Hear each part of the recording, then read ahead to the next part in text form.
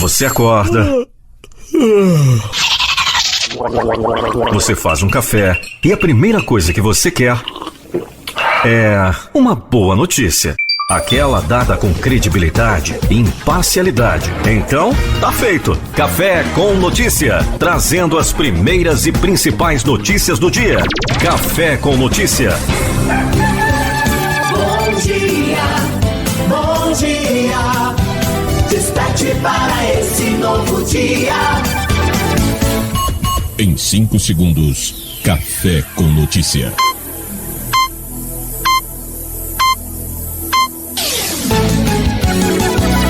As melhores músicas, as principais notícias. Café com Notícia. Café com Notícias está no ar para você a partir de agora, nesta terça-feira, hoje 25 de janeiro de 2022. Diego Soares junto com você e vamos com as principais notícias. Vamos começando com a previsão do tempo. Previsão do tempo para esta terça-feira, 25 de janeiro. Centro-Oeste. Brasília tem céu com muitas nuvens, pancadas de chuva e trovoadas isoladas. Temperatura varia entre 17 e 29 graus, umidade relativa do ar é de 35% a 90%. Goiânia, em Goiás, tem céu com muitas nuvens, pancadas de chuva e trovoadas isoladas. Temperatura oscilando entre 19 e 34 graus. A umidade do ar varia entre 30% a 95%. Norte. Macapá, no Amapá, tem nesta terça-feira, dia 25, céu com muitas nuvens, com pancadas de chuva e trovoadas isoladas, temperatura marcando entre 23 e 30 graus. A umidade relativa do ar em torno de 70% a 95%. Manaus, no Amazonas, tem céu nublado, com pancadas de chuva e trovoadas isoladas, temperatura em torno de 24 e 30 graus. A umidade do ar fica entre 55% a 95%. Nordeste. Fortaleza, no Ceará, tem nesta terça-feira, dia 25, céu com muitas nuvens e possibilidade de chuva isolada.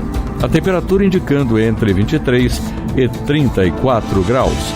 A umidade do ar é de 55% e 90%.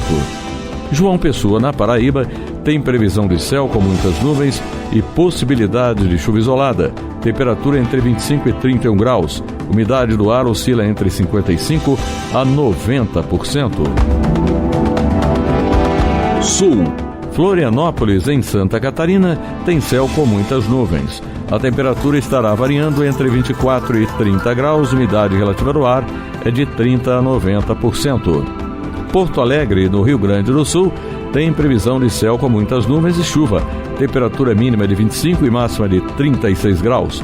Umidade do ar em torno de 40% a 80%. Sudeste. Rio de Janeiro tem céu com muitas nuvens e pancadas de chuva isoladas. A temperatura oscilando entre 21 e 34 graus.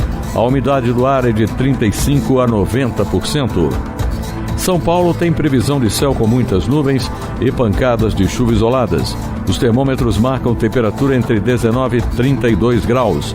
Umidade do ar gira em torno de 30% a 100%. Você ouviu a previsão do tempo para esta terça-feira, 25 de janeiro de 2022. Com informações do IMET, o Instituto Nacional de Meteorologia, da Rede Nacional de Rádio em Brasília, Gilson Santa Fé. Previsão do tempo na Rede Nacional de Rádio. O programa Cidade Integrada começa com ações de investimento em infraestrutura, que é considerado um dos principais problemas nas comunidades cariocas. O saneamento de água no Jacarezinho, por exemplo, terá o recadastramento das residências, a extensão da rede para regularizar o abastecimento, a revitalização do reservatório do Azul, a ampliação da tarifa social e o reparo da rede. Os técnicos da concessionária responsável pelo serviço começaram nesta segunda-feira um levantamento para identificar o perfil socioeconômico dos moradores da comunidade. Segundo o governador Cláudio Castro, uma das principais vertentes do programa é acabar com a exploração de serviços públicos ou concessionados por parte do crime organizado e também a regularização de propriedade. Cláudio Castro adiantou que serão investidos R$500 milhões em 6 eixos de atuação: social, econômico, infraestrutura, transparência, diálogo com moradores e uma nova estratégia para a segurança pública do Rio de Janeiro. As principais comunidades escolhidas para receber o Cidade Integrada foram os do Jacarezinho, na Zona Norte, e Muzema, na Zona Oeste, ocupadas desde quarta-feira pelas forças de segurança. O governador voltou a repetir na manhã desta segunda-feira que a segurança pública é um dos grandes pilares para que o programa se desenvolva e ressaltou que o objetivo é de reintegração, diferente, segundo ele, das propostas das UPPs, Unidades de Polícia Pacificadora. A UPP era um programa de segurança pública, era um programa de pacificação. Aqui é um programa de retomada de território e de entregar esse território para o verdadeiro dono dele, que é a comunidade. De entrada do serviço público, do poder público voltar a estar aqui dentro, de libertar o morador de entrar e sair com tranquilidade, de transformar verdadeiramente isso aqui num bairro. Então o programa ele é totalmente diferente. Entre as ações previstas estão a construção de uma unidade de pronto atendimento, uma vila olímpica, um parque para os moradores, um batalhão de polícia, centros de convivência para idosos e canalização dos rios Salgado e Jacaré, que cortam a comunidade do Jacarezinho. Na área econômica está prevista a abertura de unidades da Agência de Fomento do Estado do Rio, com incentivos a microempreendedores locais. Uma linha de crédito de R$30 milhões estará disponível aos investidores a partir de fevereiro. Em outra frente, na área social, também será criado o programa Desenvolve Mulher, destinado às mães e chefes de famílias com idade entre 16 e 30 anos. Da Rádio Nacional, no Rio de Janeiro, Solimar Luz. Durante 6 dias seguidos, o Brasil registra média móvel de casos de Covid nunca antes registrada em toda a pandemia. Mais de 135 mil novas pessoas infectadas com Covid foram confirmadas nas últimas 24 horas, segundo dados do Ministério da Saúde e do CONAS, Conselho Nacional de Secretários de Saúde. De acordo com o Conselho, esses números representam uma média móvel de 149.085 casos em 6 dias, a maior média móvel desde o início da pandemia. Até então, a média recorde era de 23 de junho do ano passado, com pouco mais de 77 mil casos. O recorde registrado nesse domingo vem sendo batido há 6 dias seguidos. Em relação à média móvel de mortes, foram 293 em 7 dias, próximo à média de mortes em 27 de abril, começo da pandemia.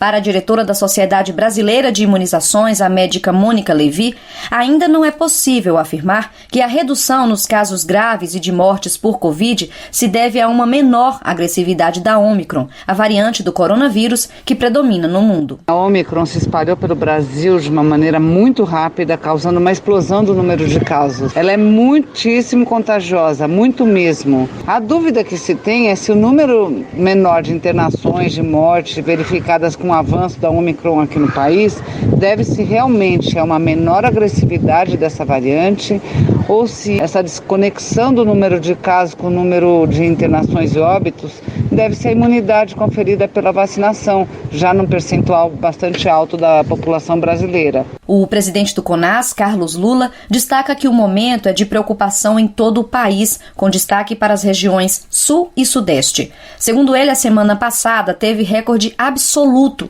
de casos notificados em toda a pandemia. O mesmo aconteceu com os casos nos fins de semana. Em relação às mortes, o número também aumentou, mas não na mesma proporção dos casos, o que ele atribui ao avanço da vacinação. Importante dizer, contudo, que esse aumento do número de casos não tem implicado no aumento do número de óbitos na mesma proporção. Isso é efeito direto da efetividade das vacinas contra a Covid-19. Mas ainda assim, os óbitos aumentaram. A gente saiu de uma média móvel de 1.034 para 1.830 óbitos na semana passada. Isso representa um aumento de quase 80% na quantidade de óbitos. É um dado que preocupa muito. Por isso é imprescindível, mais uma vez, dizer: toda a população tem de completar o seu esquema vacinal. No total, desde o início da pandemia, há quase 2 anos, mais de 24 milhões de pessoas tiveram Covid-19 e mais de 623 mil pessoas perderam a vida para a doença.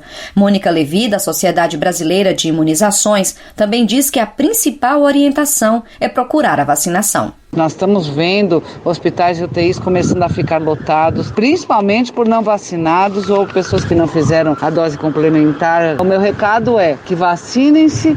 As vacinas estão mostrando um efeito excelente na proteção contra formas graves e contra a morte, mas não é uma garantia de que o vacinado não vá se infectar e não vá ter doença. Essa doença, em geral, é leve no vacinado, mas ainda assim essa pessoa transmite aos outros, tem que fazer quarentena de qualquer forma, mesmo vacinado. A especialista ressalta a importância de evitar aglomerações, locais fechados e manter o uso correto de máscaras e ter as mãos sempre limpas. O balanço divulgado ainda mostra que o maior número de mortes está no estado de São Paulo, onde morreram mais de 156 mil pessoas desde o início da pandemia. Depois de São Paulo, vem o Rio de Janeiro, seguido de Minas Gerais, Paraná e Rio Grande do Sul.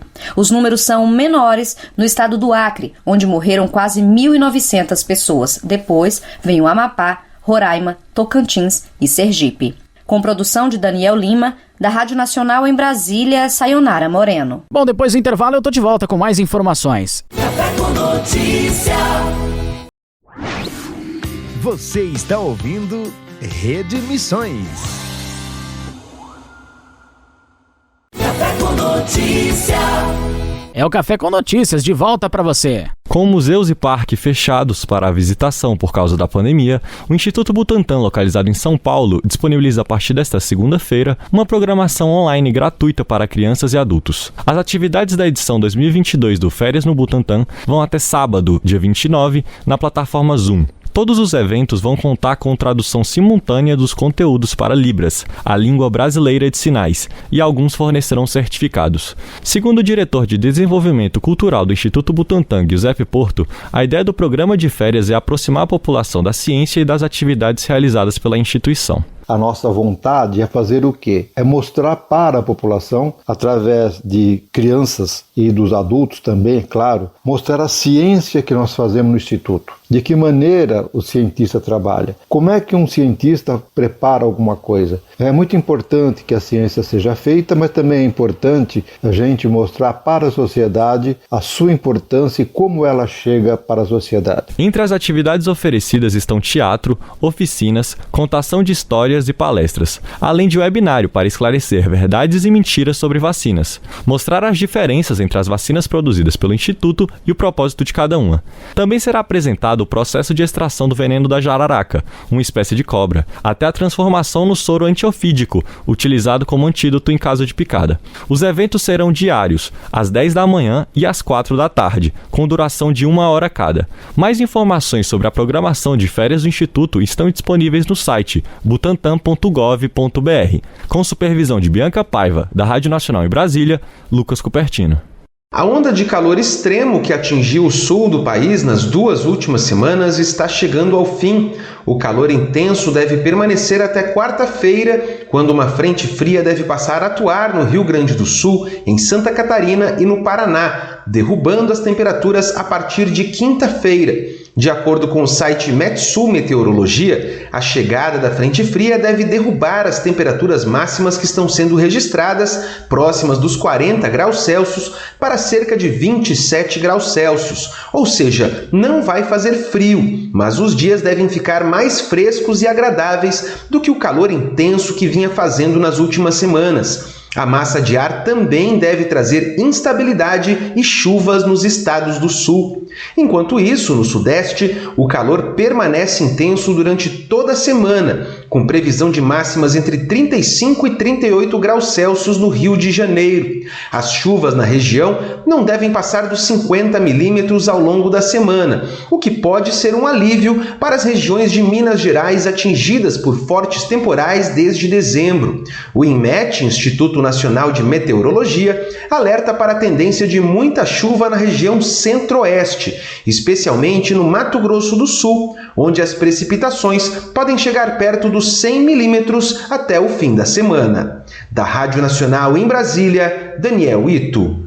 Com o objetivo de responder a eventuais situações de urgência e emergência enfrentadas por povos indígenas, a FUNAI, Fundação Nacional do Índio, criou o Programa de Operações Especiais de Proteção Etnoambiental e Territorial. Segundo portaria publicada no Diário Oficial da União desta segunda-feira, situações de enfrentamento de calamidade pública, catástrofes e emergências ambientais, emergência em saúde, conflitos de natureza fundiária e planos de contingência para situações de contato com povos indígenas isolados estão entre as finalidades do novo programa. A medida deve se pautar pela proteção territorial e ambiental das terras ocupadas por povos indígenas, pela adoção de soluções pacíficas em situações de conflito, além de garantir o exercício de liberdade e atividades tradicionais dos povos indígenas isolados, sem a obrigatoriedade de contatá-los. O Programa de Operações Especiais fará recrutamento, seleção e formação de servidores públicos da FUNAI para análise de denúncias e execução de soluções. Caberá à Diretoria de Proteção Territorial a elaboração do Manual de Procedimentos Operacionais da Política no prazo de 90 dias. Da Rádio Nacional em Brasília, Daniela Longuinho. Mais alunos da rede pública do estado do Rio de Janeiro terão oportunidade extra de capacitação e aproximação com o mercado de trabalho em 2022. O projeto Trilha Empreendedora, que atualmente promove cursos e mentorias para alunos do ensino médio de cerca de 80 escolas públicas, pretende estender o programa em 2022 para mais 76 unidades estaduais. Além de auxiliar o jovem numa fase decisiva da vida escolar, o programa tem auxiliado também no combate à evasão. A iniciativa, que entra no 6º ano, é da ONG Junior Achievement, em parceria com a Secretaria Estadual de Educação e empresas associadas ao IBP, Instituto Brasileiro de Petróleo e Gás. Carlos Vital, gerente de sustentabilidade do IBP, destaca que os conteúdos de capacitação são atuais e ministrados por voluntários da indústria de petróleo e gás das empresas que apoiam o projeto. São conteúdos sobre economia pessoal, sobre empreendedorismo, sobre tecnologia, sobre Revolução Industrial 4.0, ou seja, são disciplinas que contribuem para a vida desse aluno, para a formação profissional desse aluno e dão a eles uma oportunidade diferente de obter emprego na sua trajetória profissional. Participante da trilha desde o primeiro ano do ensino médio em 2019, o jovem Gabriel Silva de Lima, de 18 anos, do município de Duque de Caxias, desde setembro do ano passado conseguiu uma colocação como jovem aprendiz na área de comunicação da Junior Achievement. O estudante, que pretende ser programador, conta que o projeto mudou totalmente sua visão profissional. Pode parecer que não, mas é uma escolha muito difícil para um jovem que está no ensino médio, que nunca teve contato com o mercado de trabalho, escolher o que quer ser. A gente saber apenas o básico assim das matérias como matemática, português, é claro que é fundamental, importantíssimo, mas saber um pouco sobre como funciona o mundo do trabalho e como funciona o mundo fora da escola, né? Então acho isso muito importante, assim, a gente ter essa visão empreendedora no ensino médio, porque mudou totalmente a forma como eu penso. Em 2021, quase 6.500 alunos participaram do projeto Trilha Empreendedora. No ano passado, o programa contou com a colaboração de 120 professores e 472 voluntários de 22 empresas parceiras. Da Rádio Nacional, no Rio de Janeiro, Fabiana Sampaio. No final do ano passado, uma gripe acometeu a dona de casa Marina Ricardo França e a família dela. Logo que começou a se recuperar, já no início de janeiro, Marina percebeu que estava na hora de tomar a dose de reforço para a Covid-19. Semana passada passei pelo posto, perguntei se eu podia estar vacinando, né? Eu falei, olha, eu tive gripada, fiquei com um pouco de coriza, se havia alguma complicação se eu tomasse a terceira dose. Ela disse que não, né? Só que estava quente e tinha bastante gente, aí eu decidi vir-me embora. E eu estou aguardando para mim tomar a minha terceira dose. Vou sim tomar. É só eu me recuperar bem, eu vou tomar. A decisão de Marina de aguardar para tomar a dose de reforço está em conformidade com as recomendações do Plano Nacional de Vacinação contra a Covid-19, publicado pelo Ministério da Saúde. O plano orienta que as pessoas não tomem a vacina quando estiverem acometidas por Covid-19 ou por qualquer outra doença respiratória. A recomendação é de que se aguarde pelo menos 4 semanas após o início dos sintomas ou após o resultado positivo no teste PCR.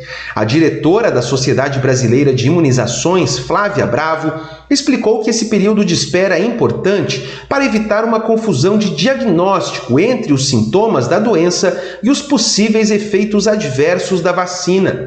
A recomendação vale tanto para quem teve confirmação quanto suspeita de ter sido infectado com o novo coronavírus. É melhor adiar a vacinação para que, se essa pessoa for vacinada, um evento adverso da vacina não seja confundido com uma complicação ou uma piora daquela infecção que ela teve. Então é uma medida de segurança, não existe nada que coloque em risco a pessoa porque já teve Covid e está vacinando contra a Covid, mas é por conta do quadro clínico. O prazo recomendado de 4 semanas após o fim dos sintomas para que a pessoa se vacine contra a Covid-19 vale tanto para a dose de reforço quanto para as primeiras doses do paciente. Da Rádio Nacional em Brasília, Daniel Ito. Previsão do tempo para esta terça-feira, 25 de janeiro. Centro-Oeste. Brasília tem céu com muitas nuvens, pancadas de chuva e trovoadas isoladas. Temperatura varia entre 17 e 29 graus, umidade relativa do ar é de 35% a 90%. Goiânia, em Goiás, tem céu com muitas nuvens, pancadas de chuva e trovoadas isoladas. Temperatura oscilando entre 19 e 34 graus. A umidade do ar varia entre 30% a 95%. Norte.